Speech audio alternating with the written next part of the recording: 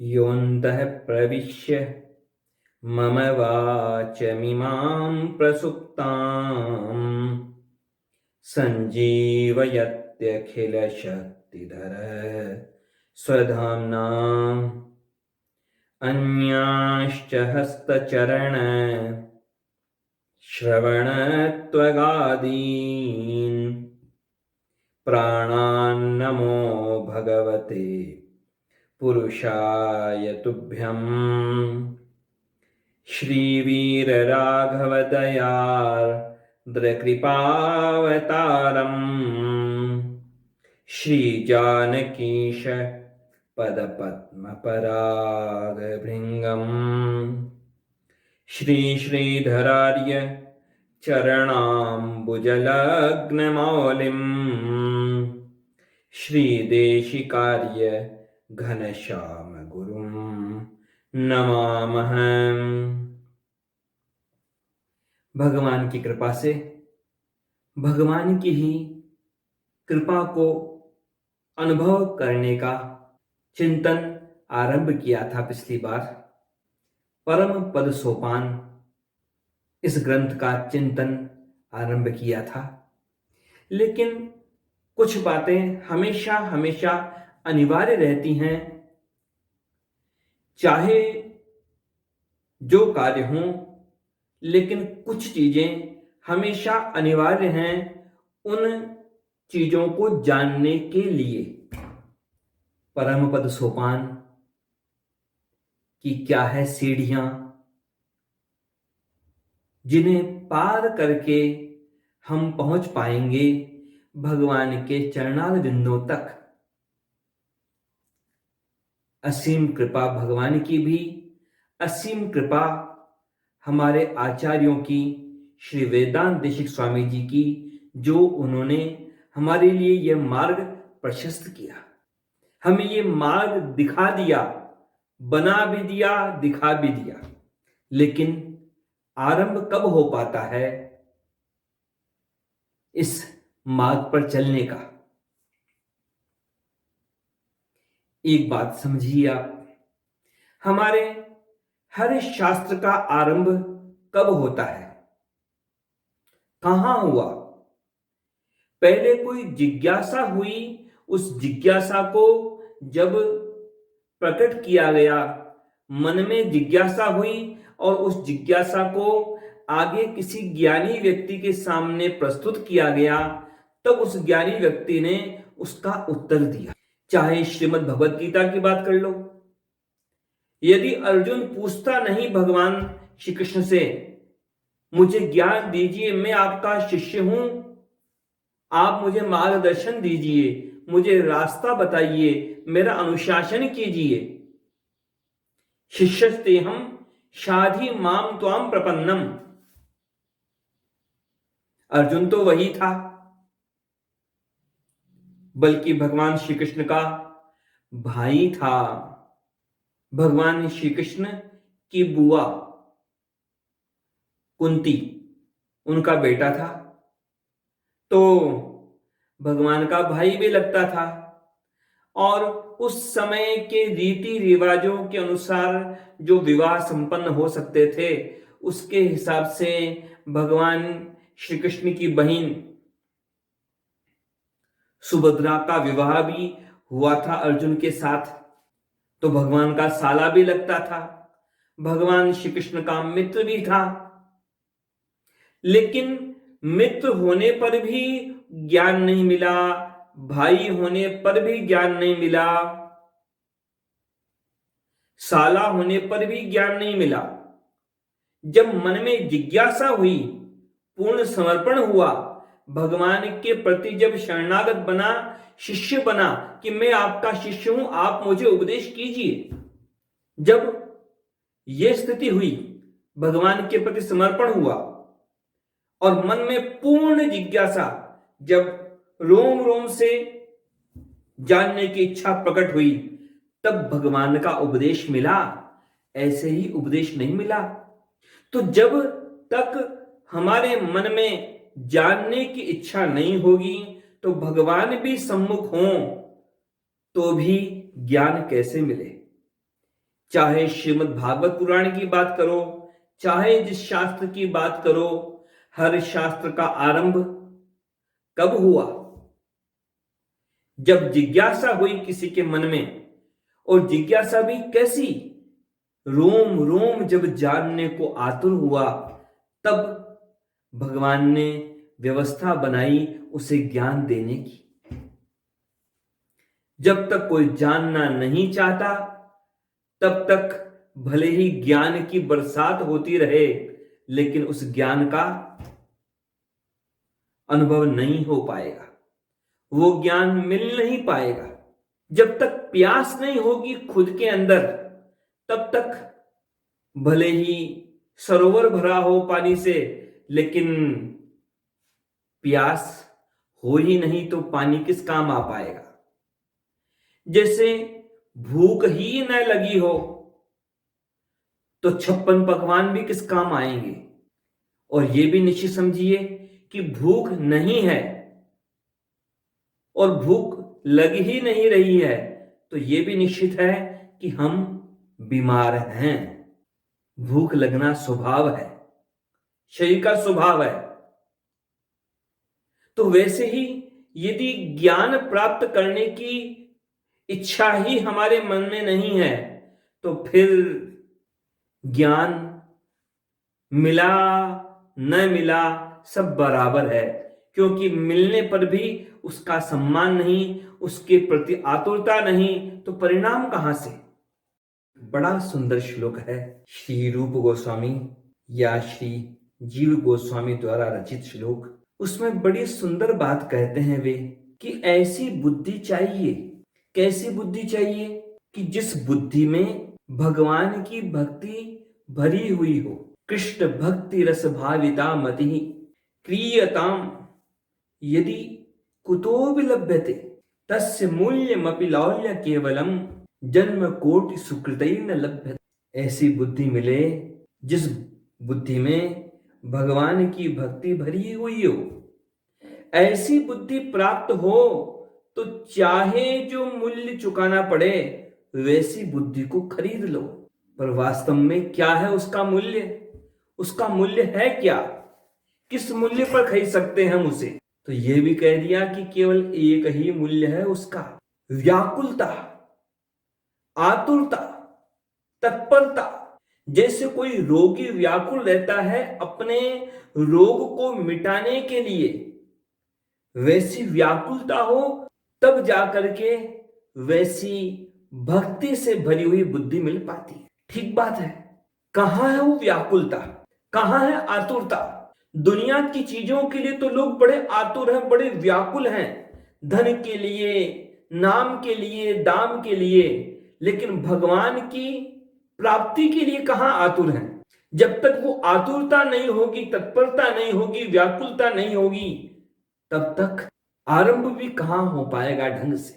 हमारे जितने शास्त्र हैं और इस समय जितने हमारे संप्रदाय हैं, सारे संप्रदाय, उन सारे संप्रदायों का मूलभूत, मौलिक और मूलभूत, आधारभूत जो ग्रंथ है वो है श्री वेद व्यास जी द्वारा रचित ब्रह्म सूत्र। जितने भी संप्रदाय हैं उन सारे संप्रदायों के आचार्यों ने ब्रह्म सूत्र पर भाष्य लिखा, ब्रह्म सूत्र की व्याख्या लिखी। ब्रह्म सूत्र ही सारे संप्रदायों का आधार है। और ब्रह्म सूत्र का पहला सूत्र क्या है? अथा तो ब्रह्म जिज्ञासा, कि अब हम ब्रह्म को जानने की इच्छा करते हैं। जब तक उस ब्रह्म को, उस परमात्मा को जानने की इच्छा नहीं होगी, तब तक आरंभ भी कैसे होगा उस ग्रंथ का? पहली शर्त कि आपके मन में जिज्ञासा है तो आरंभ कीजिए। यदि जिज्ञासा ही नहीं है तो फिर इस ग्रंथ के आप पात्र नहीं हैं। अभी आपकी दिशा सही नहीं है, अभी आपकी योग्यता पूरी नहीं है। जो कम से कम की योग्यता थी उसमें जिज्ञासा। और भी देखिए आप, जो भक्ति सूत्र हैं, नारद जी द्वारा रचित नारद भक्ति सूत्र, महर्षि शांडिल्य द्वारा शांडिल्य भक्ति सूत्र, उन दोनों का पहला सूत्र क्या है? अथा तो भक्ति जिज्ञासा, कि अब हम भक्ति को जानने की इच्छा करते हैं। ठीक बात है, जब भक्ति को जानने की इच्छा होगी तभी तो भक्ति में प्रवेश होगा। जानने की ही इच्छा नहीं है तो आरंभ कहां से होगा? जैसे यदि प्यास नहीं लगी किसी को तो कितना ही बड़ा सरोवर हो सामने, कितना ही बढ़िया जल हो सामने, पर प्यास नहीं तो सरोवर किस काम आएगा? जैसे भूख ही न लगे तो 56 पकवान भी किस काम आएंगे? और ये भी समझ लीजिए आप कि यदि भूख लग ही नहीं रही है, प्यास लग ही नहीं रही है, न सुबह न दोपहर न शाम, यदि प्यास लग ही नहीं रही है, भूख लग ही नहीं रही है, तो निश्चित बात है कि आप बीमार हैं, आप स्वस्थ नहीं हैं, आपका शरीर स्वस्थ नहीं है। शरीर का स्वभाव है कि उसे तो पानी चाहिए, भोजन चाहिए।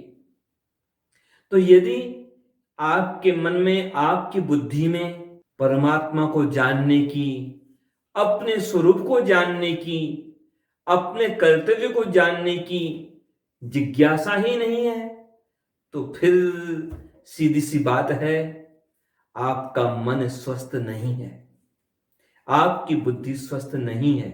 यदि आध्यात्मिक जिज्ञासा ही नहीं है अपने अंदर तो निश्चित है हमारी बुद्धि, हमारा मन, हमारा चित्त, ये सब अस्वस्थ है। ऐसा हुआ एक बार, कहीं पर कोई व्यक्ति बस मरने वाला था, अंतिम समय, और कोई सज्जन उस आदमी से कहने लगे कि देखो अब तो पश्चाताप कर लो, भगवान से क्षमा मांग लो, कई पाप किए होंगे तुमने। अब तो जो पड़ा था मृत्युशैया पर, उसने धीरे से कहा, अरे क्या कहूं मैं, पापों का तो पश्चाताप मुझे है, लेकिन सबसे बड़ा पश्चाताप तो मन में ये है कि मैंने और सब तो किया, धन संपत्ति, नाम प्रतिष्ठा, सब कुछ जोड़ा, पर जीवन को नहीं जिया। आखिर ये जीवन मिला किस लिए था मुझे? वो जीवन तो मेरे हाथ से चला जा रहा है, मैं तो जी ही नहीं पाया। इसी बात का मुझे बड़ा पश्चाताप है। विचार करें आप भी कि क्या हम जी पा रहे हैं, क्या जी रहे हैं, या बस अंधी दौड़ में ही मशीन की तरह दौड़े जा रहे हैं।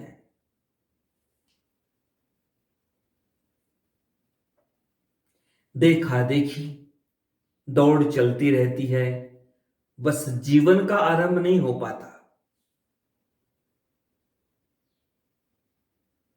अंधी दौड़ जो कहीं नहीं पहुंचाती, जो कहीं पहुंचाए, उस दौड़ में चले तब तो जीवन का परिणाम है।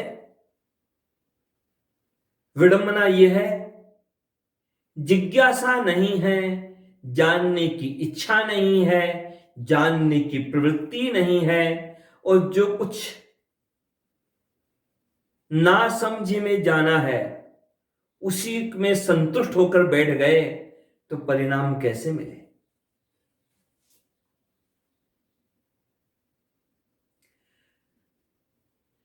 समस्या ऐसी हो जाती है जैसे जल की स्थिति देखो,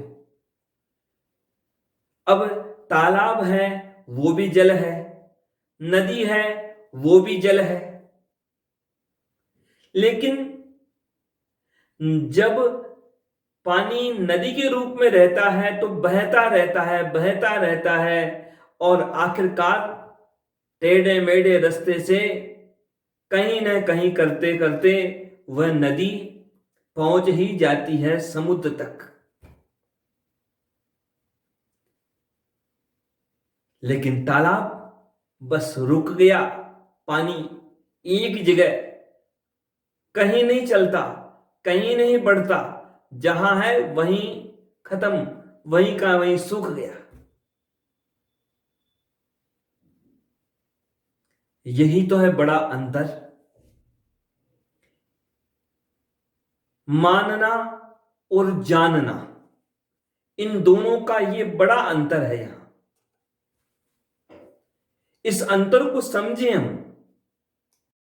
और यह जो ज्ञान है, वह ज्ञान ही तो मानव को मानव बनाता है, पशु से बहुत ऊंचा बनाता है। ये जितने भी शब्द हैं संस्कृत में, और केवल हमारी संस्कृत भाषा की विशेषता कि इसमें शब्द अपने आप में बड़े गहरे अर्थ रखते हैं। ये नहीं कि कोई शब्द ऐसे ही रख दिया, ऐसे ही किसी का नाम रख दिया। पशु का मतलब क्या और मानव का मतलब क्या? योग वाशिष्ठ में कहा गया, स जीवति मनो यस्य मनने नैव जीवति। मनन करे तो वह मानव है, चिंतन करे हमेशा अपने कर्तव्य के बारे में तो वह मानव है। और पशु कौन?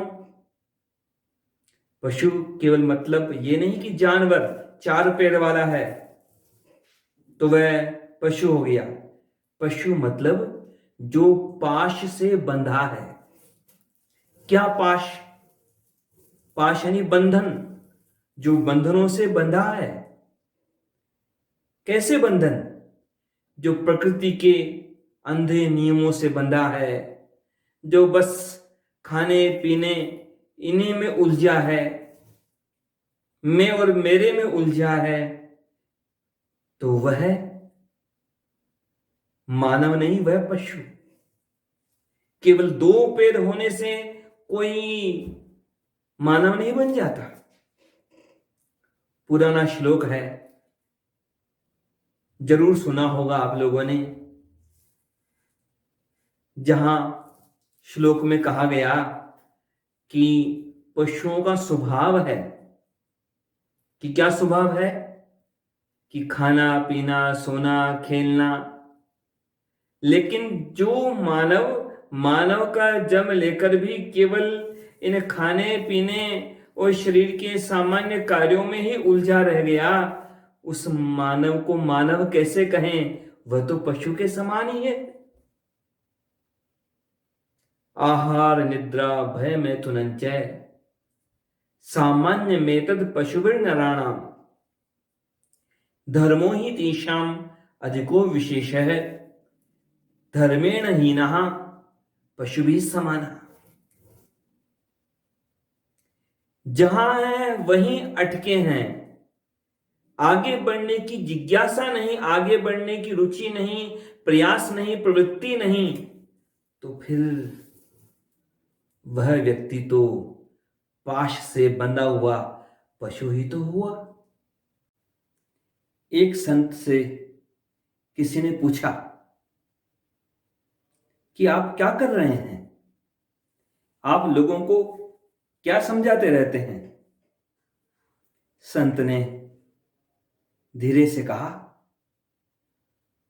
बस नदी के किनारे पानी बेचता हूं।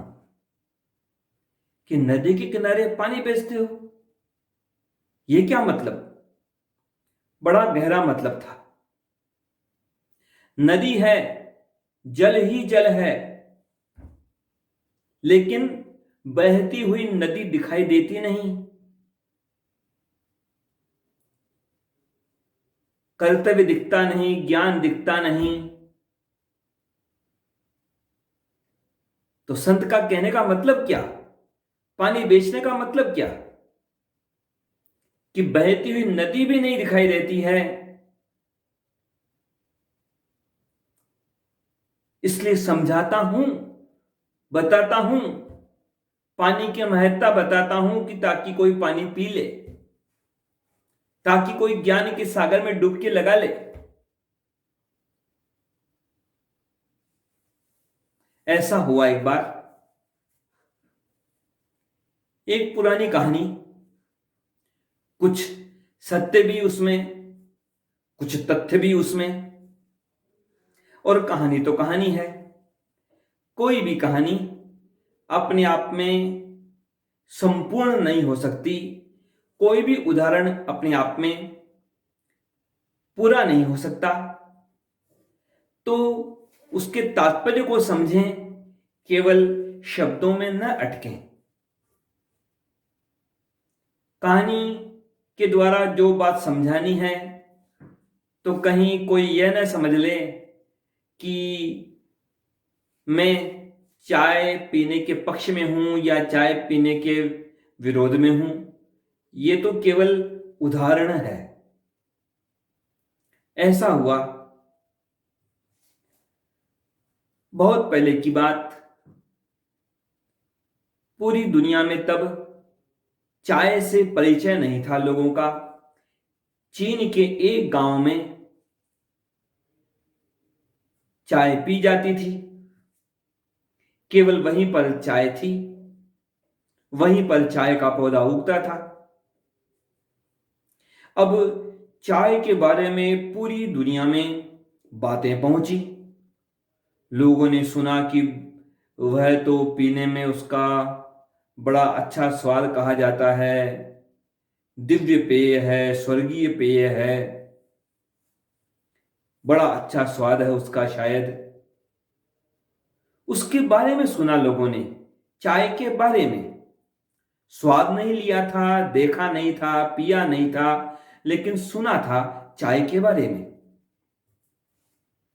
अब तो पूरी दुनिया में बातें चली, कई देश थे। अब उन अलग अलग देशों के अलग अलग लोगों ने विचार किया कि हमें भी चाय मिल जाए तो कितना अच्छा रहे। तो एक देश था,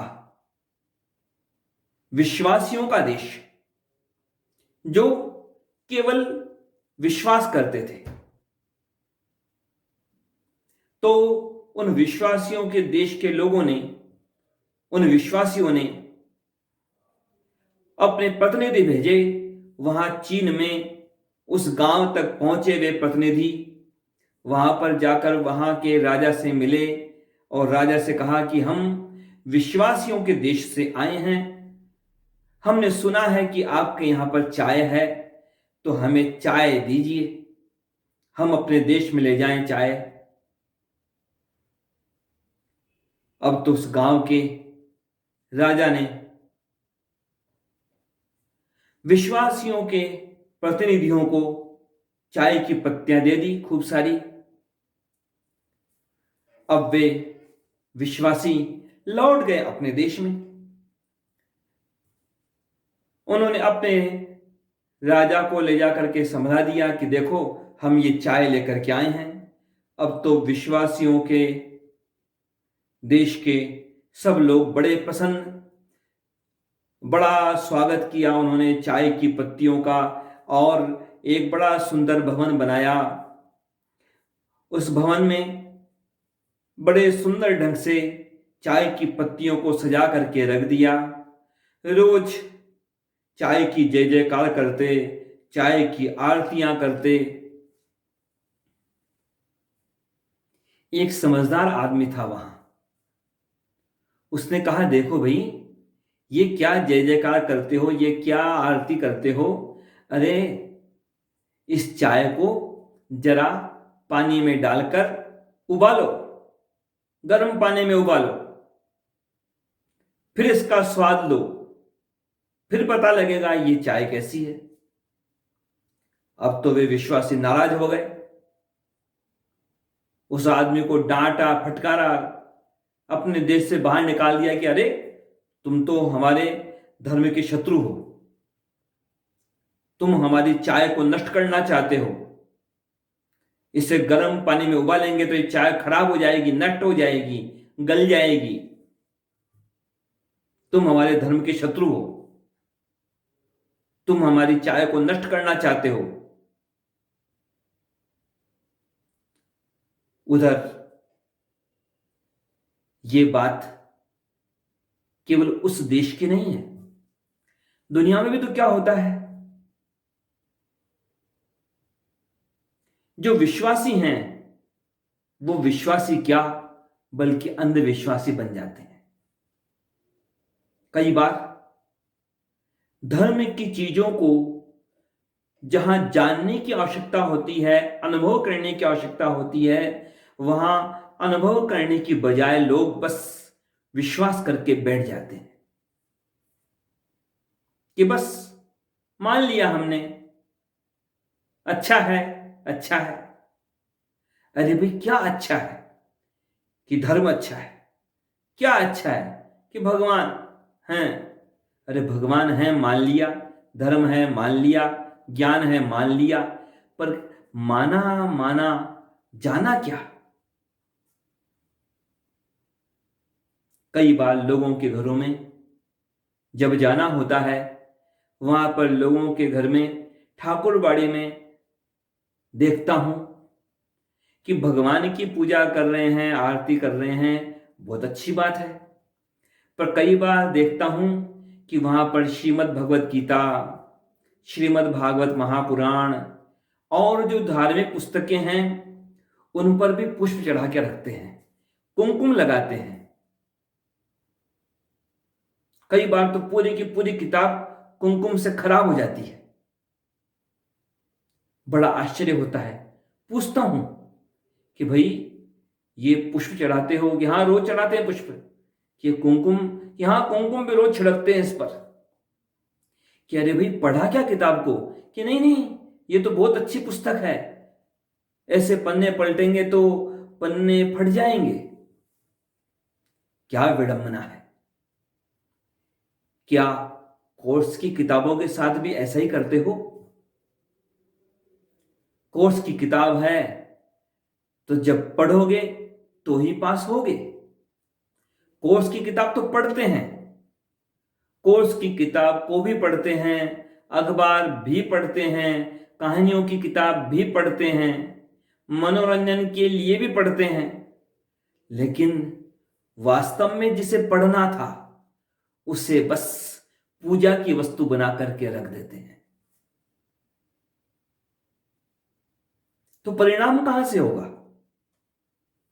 ऐसा हुआ।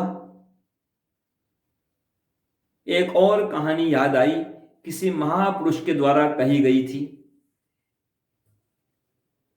ऐसा हुआ कि कोई व्यक्ति घर बार छोड़कर किसी साधु के पास गया, साधु के पास उसके आश्रम में रहने लगा।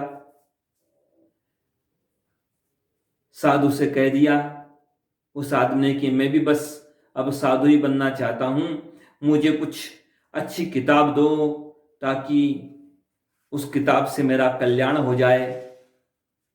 अब गुरु ने उस नए शिष्य को गीता की पुस्तक दे दी। कह दिया ये गीता की पुस्तक ले जाओ, इसे पढ़ना, समझना, आचरण में लेना, अवश्य तुम्हारा जीवन सार्थक हो जाएगा। अब तो वह शिष्य चला वहां से, गीता की पुस्तक अपने सिर पर रखकर बड़ा खुश होकर किसी गांव के बाहर उसने बना ली अपनी झोपड़ी। झोपड़ी में रहने लगा। गुरु ने तो कहा था कि इस गीता की पुस्तक को पढ़ना, समझना, आचरण में लेना, लेकिन उस चेले ने क्या किया? साधु का वेश तो बनाया पर ज्ञान नहीं लिया अपने गुरु से। बस गीता की पुस्तक को हाथ में लेता, नाचता रहता कभी कि देखो मुझे गुरु ने गीता की किताब दी, गीता की किताब दी। अब उस साधु के मन में आया विचार, ये किताब कहीं फट न जाए। गांव में जाकर एक दुकानदार से कहा, देखो भाई, मेरी ये किताब है, इस किताब को कोई नुकसान न हो, इस किताब की रक्षा हो सके, सुरक्षा हो सके, मुझे कुछ कपड़ा दो, कपड़े में लपेट के रखूंगा इस किताब को। दुकानदार ने कपड़ा दे दिया। कपड़े से लपेट कर अपनी गीता की किताब को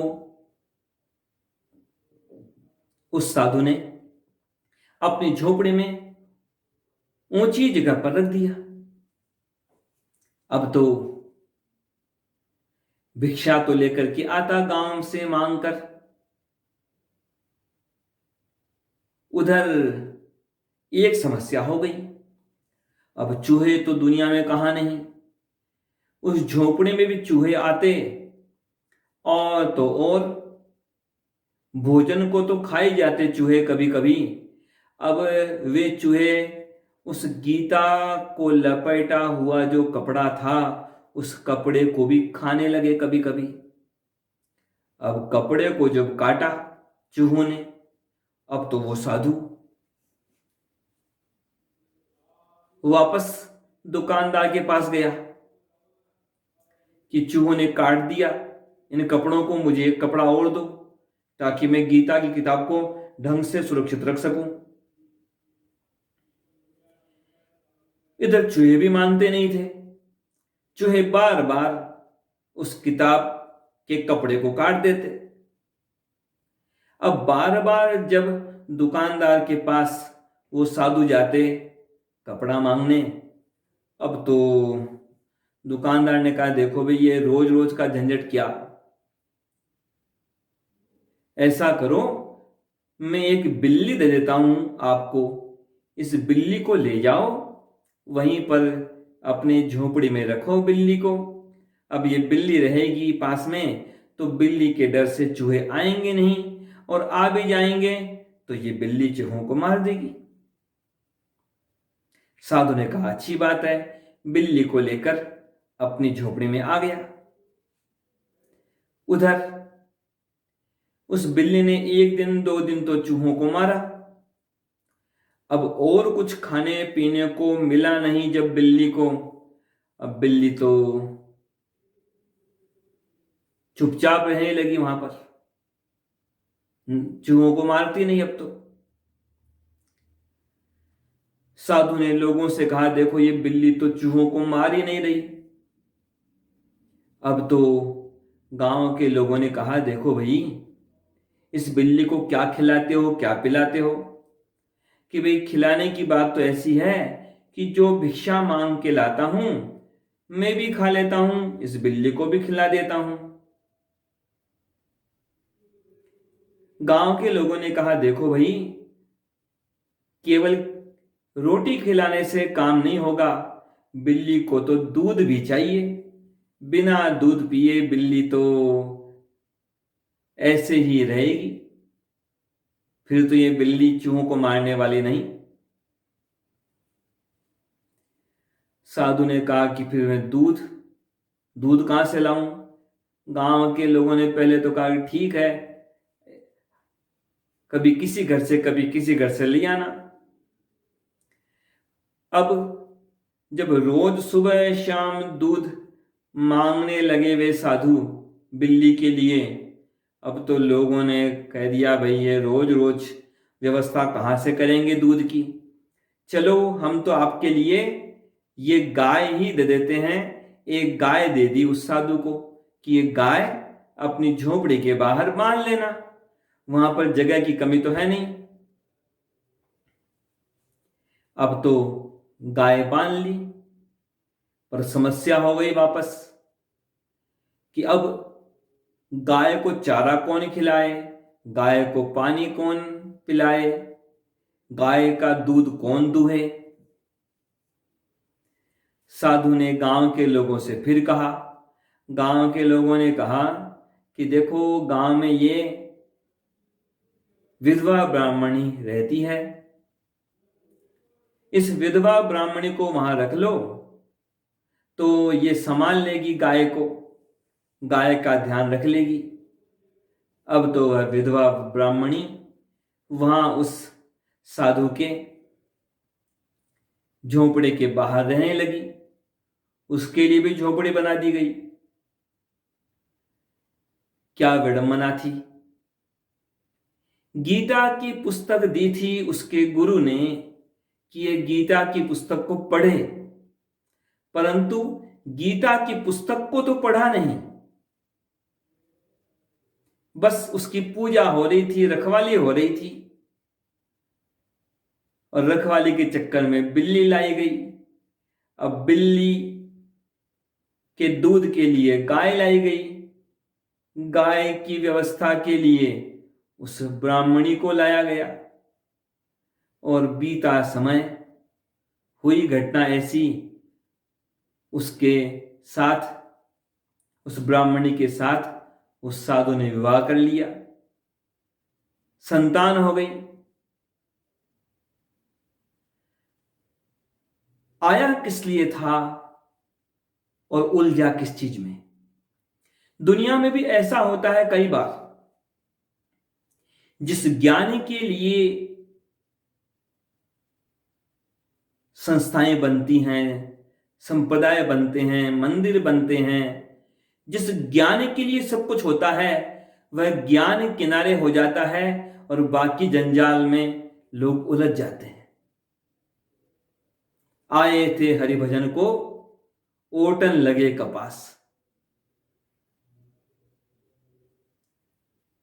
अब ऐसी हालत, अब केवल केवल भरोसा करेंगे, विश्वास करेंगे तो वह अंधविश्वास में बदल जाता है। उस विश्वास को अनुभव में नहीं बदलेंगे तो फिर ऐसी विडंबना होती है जो हालत हुई वहां उन विश्वासियों के देश में चाय की, और इस साधु के साथ जो उस गीता की पुस्तक की हुई हालत। उधर ऐसा हुआ कि जो चाय की बात पहुंची दुनिया में, और भी देशों के लोगों ने प्रयास किया चाय के बारे में। एक देश था नास्तिकों का देश, अविश्वासियों का देश। वे नास्तिक, किसी पर भरोसा नहीं। जैसे विश्वासी वो केवल विश्वास करते थे, वैसे ही ये नास्तिक हर एक पर अविश्वास करने वाले, किसी पर भरोसा नहीं। अब इन नास्तिकों ने भी, अविश्वासियों ने भी अपने प्रतिनिधि भेजे कि चाय कहां मिले, चाय कहां मिले, और पहुंचे वे लोग चीन के उसी गांव में। वहां के राजा से कहा कि भाई हम आए हैं आपके पास चाय लेने के लिए। राजा ने कहा बिल्कुल बिल्कुल ले जाओ। 2-3 गाड़ियों में चाय की पत्तियां भर के उन लोगों को दे दी। जब वे निकलने लगे वहां से वापस अपने देश की ओर, तो उन अविश्वासियों ने देखा कि वहां तो चीन में हर आदमी चाय पी रहा है, अमीर आदमी भी पी रहा है, गरीब आदमी पी रहा है, भिखारी भी चाय पी रहा है। अब उनके मन में आया सवाल, वे तो भरोसा करने वाले नहीं थे, किसी पर भरोसा नहीं। उनके मन में सवाल आया, अरे इस चाय को तो सब लोग पी रहे हैं, फिर ये दिव्य कैसे, ये स्वर्गीय कैसे, ये अद्भुत कैसे? ये तो सबके लिए है। जो सबको सुलभ है वह तो कोई विशेष वस्तु नहीं हो सकती। ये राजा तो हमारे साथ धोखा कर रहा है। उन अविश्वासियों ने चाय की पत्तियों को वहीं पर रास्ते में ही अपनी गाड़ियों से डाल दिया कचरे के ढेर में, और अपने देश में आकर कह दिया कि वो राजा, उस राजा ने तो पता नहीं हमें क्या कचरा दिया, उसके गांव में, उसके देश में तो सब लोग वो चाय पीते थे, वो तो अद्भुत नहीं हो सकती, वो तो कोई बढ़िया चीज नहीं हो सकती, श्रेष्ठ चीज नहीं हो सकती। ये भी चूक गए। जैसे केवल विश्वास करना समस्या है, वैसे ही केवल अविश्वास करना भी तो समस्या है। उधर एक देश था, वैज्ञानिकों का देश, प्रयोगवादियों का देश। उन वैज्ञानिकों ने सुना चाय के बारे में। अब तो उन वैज्ञानिकों ने अपने देश के हर पेड़ पौधे का प्रयोग किया, जो भी जड़ी बूटियां थी सबको उबाला, कई तरह के प्रयोग किए कि जी चाय जैसी कोई चीज है तो इतने प्रयोग करेंगे तो हमारे देश में ही मिल जाएगी।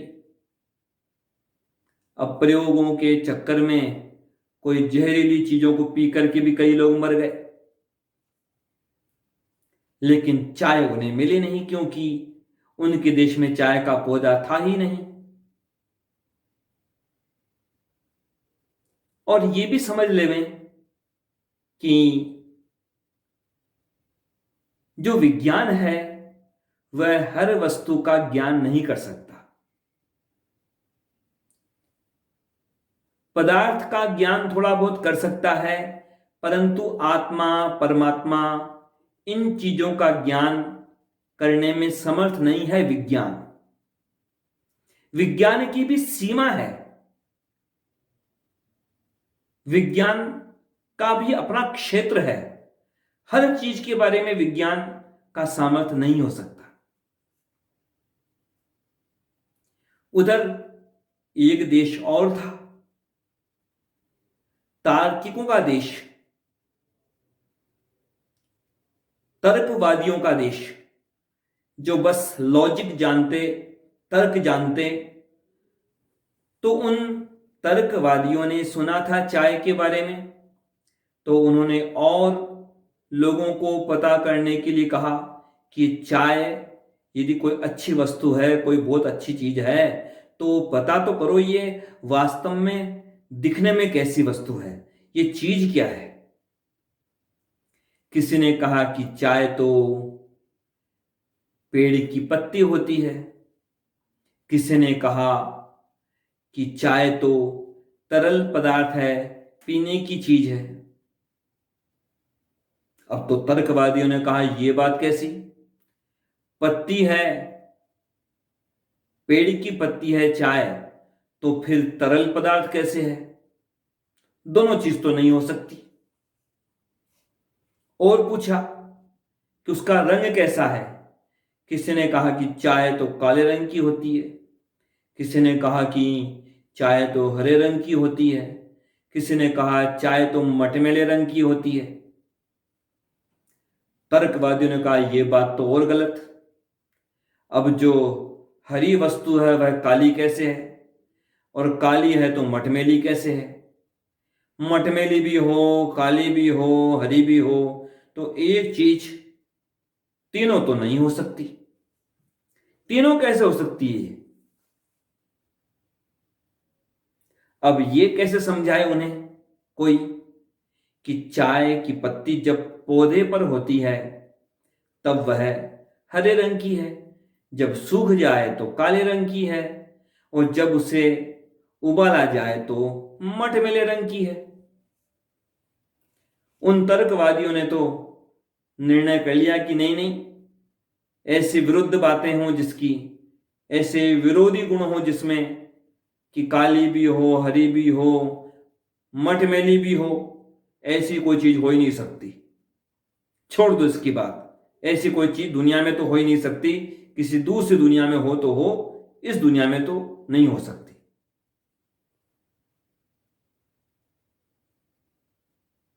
अब एक देश ऐसा था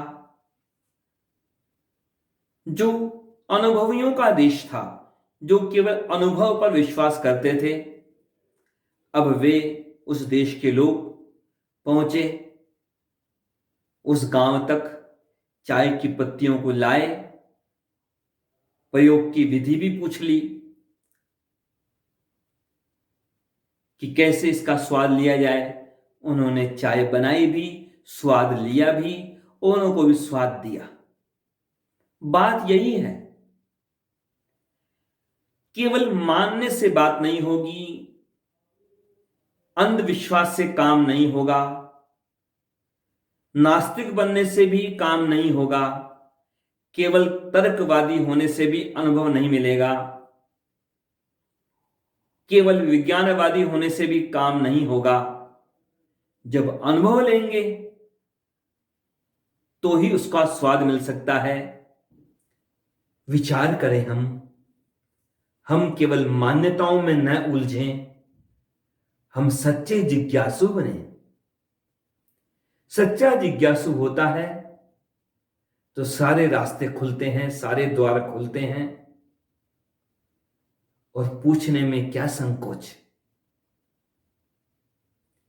भगवान से जानेंगे, आचार्यों से जानेंगे। आचार्यों ने कृपा करके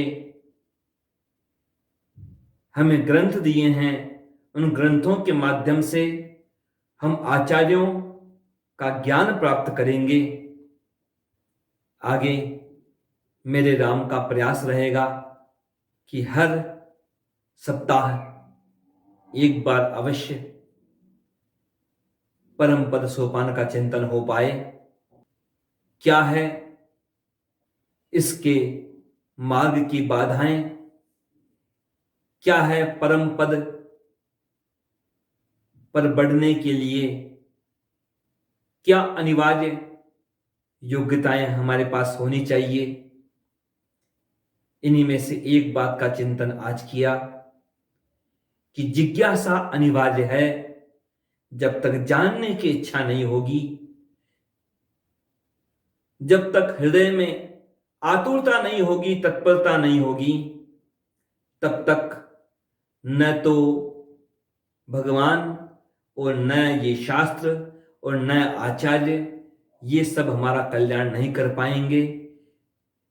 ये सब तो कल्याण करने के लिए तत्पर हैं, बस हमारे हृदय में जिज्ञासा बलवान हो, हम जानने के इच्छुक हों, हमारा रोम रोम तत्पर हो परमात्मा का अनुभव करने के लिए, परमात्मा को जानने के लिए। जय श्रीमन नारायण।